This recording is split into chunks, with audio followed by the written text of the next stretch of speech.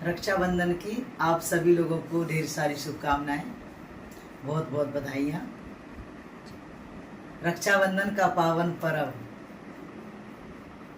कब से मनाया जाता है, क्यों मनाया जाता है, क्या इसका रहस्य है, आइए इस पर हम चर्चा करते हैं।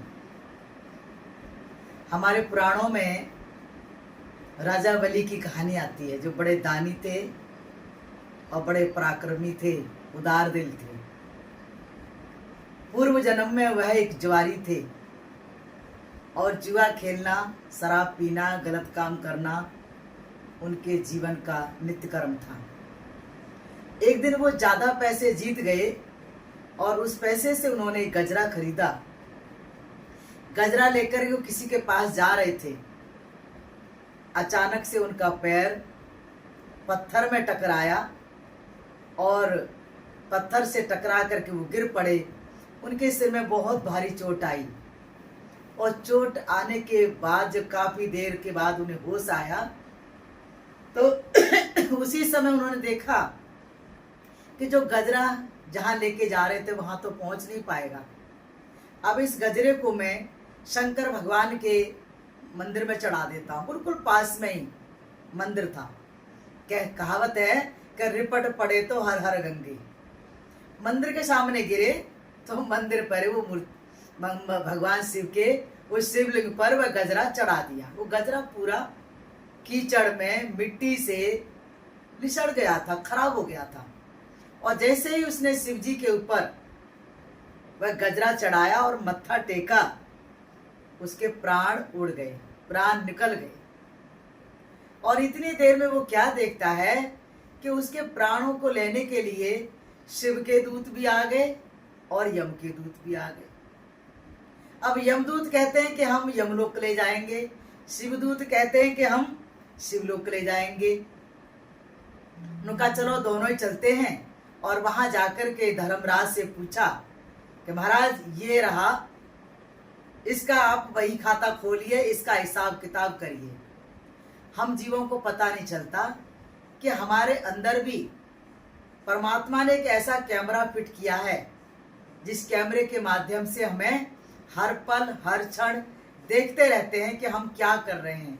जैसे जगह जगह कैमरे लगा दिए जाते हैं और उस यहाँ लिख दिया जाता है कि आप कैमरे की निगरानी में हैं।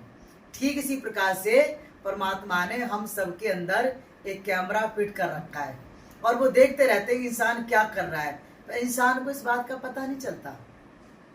और जब वो गए, उनका बही खाता चित्रगुप्त ने खोला तो कहा कि हे भगवान, इन्होंने तो बहुत पाप किए हैं, पाप ही पाप हैं, पर थोड़ा सा पुण्य कर्म किया। कहा कौन सा? कि एक गजरा शिव शंकर के ऊपर चढ़ाया इसने। कहा क्या फल दिया जाए इसका? उसने कहा कि जो जो आपको चाहे देना है दे दीजिए। तो कहा गजरा के बदले इसे 3 घड़ी के लिए स्वर्ग का राजा बनाया जाए। और स्वर्ग का राजा जब बनाया गया बलि को 3 घड़ी के लिए, तो 3 घड़ी में वह देख रहा है कि वहां पर नृत्य हो रहा है, संगीत बज रहा है, ऐसो आराम, सब आराम से देख रहा है। इतनी देर में देवऋषि नारद आए और नारद ने कहा, रे जुआरी, तेरे ऐसे कौन से कर्म थे जो तू स्वर्ग में आने वाला था, पर जरा से एक गजरा चढ़ाने मात्र से शिव जी के ऊपर तूने गजरा चढ़ाया, भेंट किया, तो उसके बदले में तुझे 3 घड़ी के लिए स्वर्ग का राजा बनाया। और वो भी तू 3 घड़ी को नाच गाना खाने पीने में बर्बाद कर रहा है। उसने कहा महात्मा जी आप ही बताओ मैं क्या करूं। उन्होंने कहा अरे कुछ दान पुण्य कर ले। उन्होंने कहा क्या दान करूं? कहा जी स्वर्ग का राजा है तू, जो जो तेरा मन करे तू कर सकता है। उसने नाच गाना सब बंद करवा दिया। उसने कहा 3 घड़ी के बाद तो मुझे स्वर्ग छोड़ के जाना ही है। इसलिए उसने क्या किया, सब कुछ दान में दे दिया। हीरा मोती पन्ना जवाहरात, हाथी घोड़ा कामधेनु गाय, पूरा स्वर्ग दान में लुटा दिया। 3 घड़ी के बाद बाहर आवाज लगाई गई, ए जुआरी बाहर निकल, तेरी घड़ी 3 घड़ी पूरी हो गई। उसने कहा जी मैं तैयार हूँ। और फिर ले गए चित्रगुप्त के पास। कहा 3 घड़ी का भी हिसाब लो क्या किया इसने। कहा महाराज इसने 3 घड़ी में ऐसा काम कर दिया जो कोई कर नहीं सकता। का क्या किया कि 3 घड़ी में इसने हाथी दान किया, गाय दान की, घोड़ा दान किया, हीरा मोती पन्ना जवाहरात सब दान में कर दिया इसने। तो उन्होंने कहा भाई जो दान करता है वो राजा बनता है, इसलिए इसे प्रहलाद भगत के पुत्र विरोचन के घर में राजा बलि के रूप में उसे राजकुमार बना करके धरती पर भेजा। और राजा बलि की जो प्रवृत्ति थी अंदर से, उसे ये था कि 3 घड़ी में मैंने एक एक जो गजरा दान किया उसके बदले में मुझे 3 घड़ी का स्वर्ग का राज मिला, और स्वर्ग में जो दान किया उसके बदले मुझे पृथ्वी पर राजा बलि बना के भेजा है। तो मैं इतना दान करूंगा, इतना दान करूंगा कि मुझे वापिस स्वर्ग में जाना है। तो राजा बलि का ये स्वभाव था कि जो भी उनके द्वार पर आता वो बगैर लिए नहीं जा सकता था। 199 यज्ञ हो गए, 100वां 200वां यज्ञ होने वाला था। तो सारे देवताओं ने भगवान नारायण के पास गए, कहा प्रभु उस बलि से बचाओ हमें।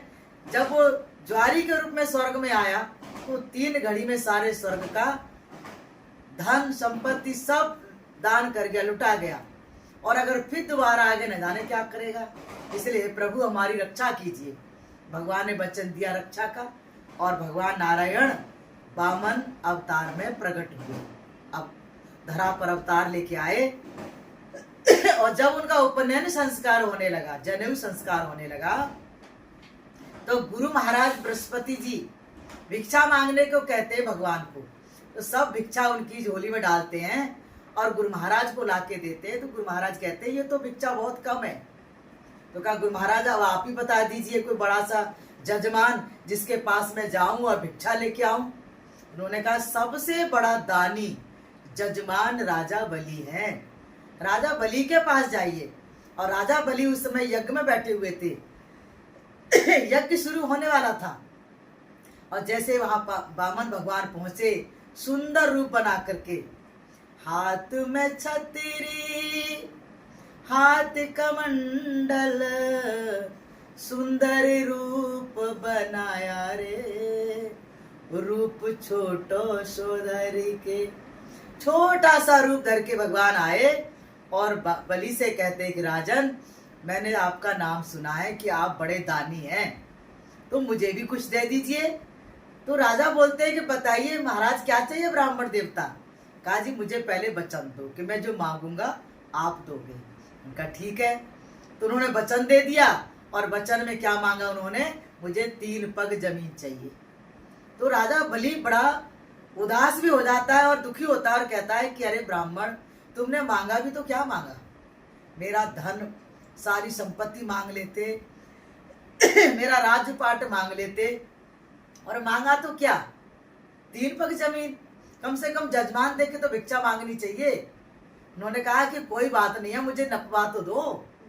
तो पहले चरण में कहते सारी पृथ्वी को नाप लिया, दूसरे चरण में आकाश नाप लिया, अब तीसरा चरण कहते हैं भगवान बलि वामन कि हे बलि अब तीसरा चरण कहाँ रखूं।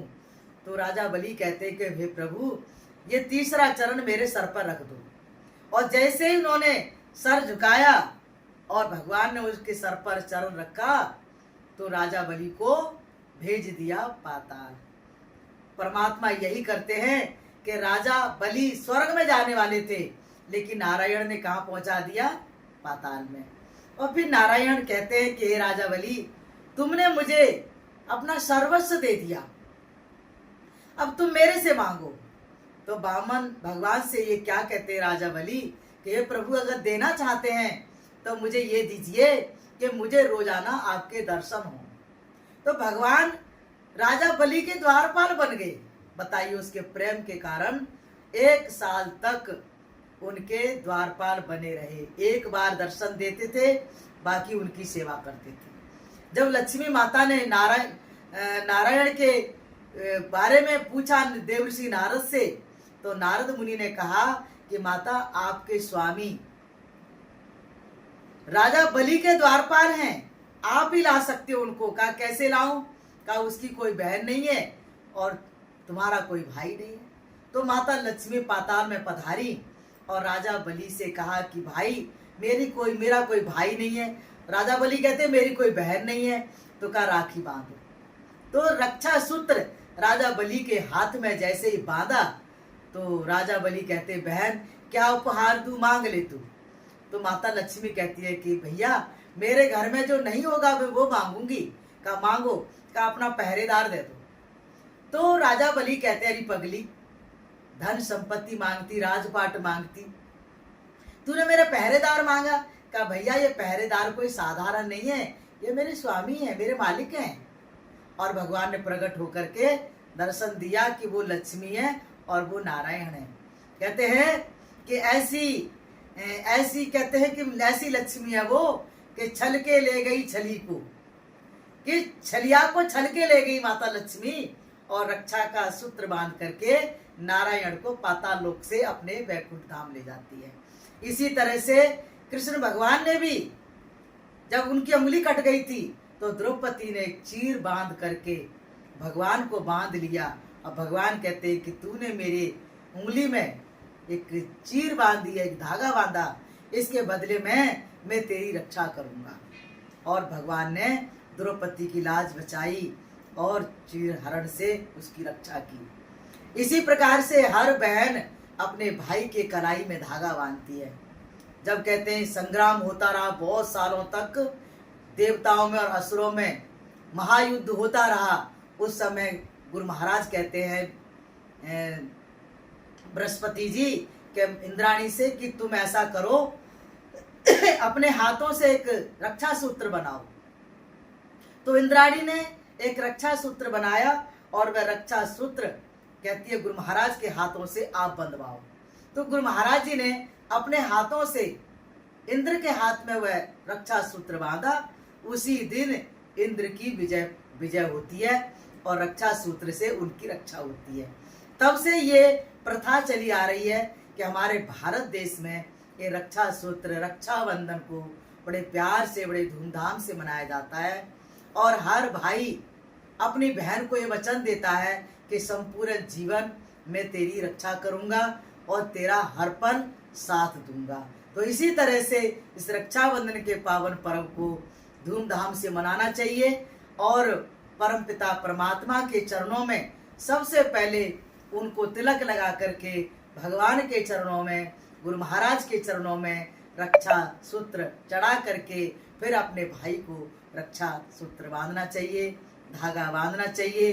तो भगवान हर पल उनकी रक्षा करते हैं। यही रक्षाबंधन की सुंदर कथा है। हम सुने, समझे, विचार करें, अपने जीवन का कल्याण करें।